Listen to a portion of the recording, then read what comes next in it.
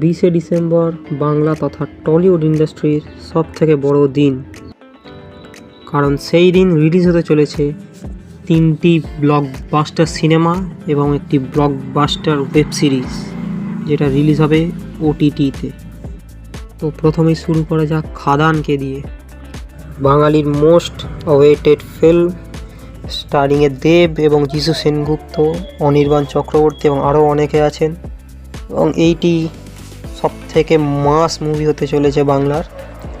আমার তো first day first show একদম কনফার্ম, এবং আমি তো বলবো আপনারাও দেখুন। এবং সাথে সাথে দ্বিতীয় ফিল্ম যেটা রিলিজ হচ্ছে, মিঠুন চক্রবর্তী, শুভশ্রী গাঙ্গুলি এবং ঋত্বিক চট্টোপাধ্যায় অভিনীত সন্তান।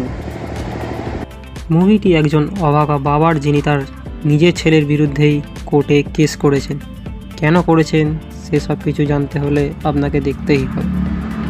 তৃতীয় যে মুভিটির কথা আপনাকে আমি বলবো, সেটা একটি ক্রাইম থ্রিলার মুভি এবং বাঙালির নিজস্ব কপি ইউনিভার্স, যেখানে আছেন টোটা রায়চৌধুরী।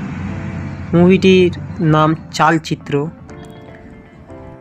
আপনারও যদি আমার মতো ক্রাইম থ্রিলার মুভি পছন্দ হয়, তো এই মুভিটি আপনার খুবই ভালো লাগবে। খাদানের পর যদি কোনো মুভি নিয়ে আমি বেশি এক্সাইটেড হয়ে থাকি, তো সেটা হচ্ছে এই চালচিত্র।